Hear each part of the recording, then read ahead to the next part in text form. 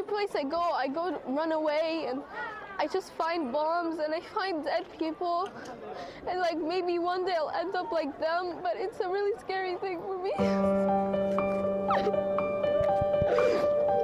Kat kum ka ka bangi yo i hang ni.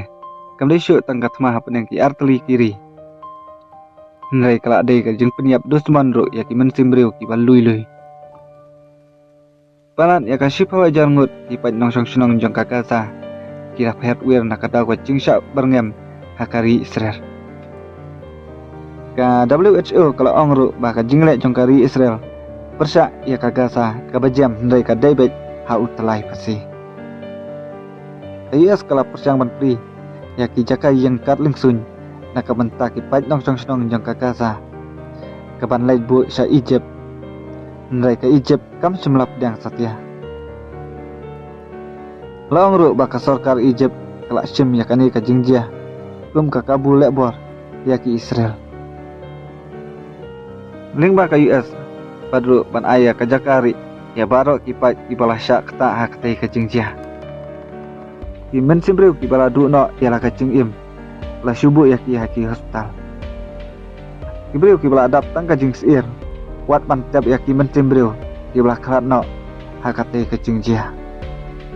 Cucuru kisibun ki mencembreu ki bala syaban haki yang malah ki bala klem no namar ka jing syak senreit namding ka bashar kai kat kum ki nong pathai kubor long ru ba hadu ars pa ngut ngi ki mencembreu bat nyeus pa ngut ki klung ki la syak sim no ya ka jing im bat kum ba khandai jar ngut lamun saujur hakate ka jing jia bat hakan ka singi kum ba ndu phongut ki la syak penyap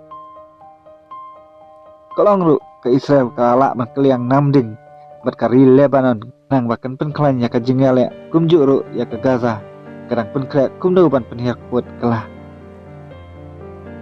ke Israel kala kena persyak ya Prime Minister Netanyahu daka baong baki lala knilut ya ki tiara le jongki kat kum ginong pathai kubor laong ru bagi pajba ila bitar bat keno ru ya Netanyahu hak baki laduno ya ki bahiyeng ki ba iek bathon jongki tang namar ka jingbom la ban tela kam bat ban ai jing yarap ya ki hakan ka jingjia lai ru bakat kan ka jingjia ladon ru ka jing ya ki ka bejur na ki pajba jong ka Palestine bat kumju ru na kiri ba pher na keleng satlak ka perthai kunthub ru ya kari India.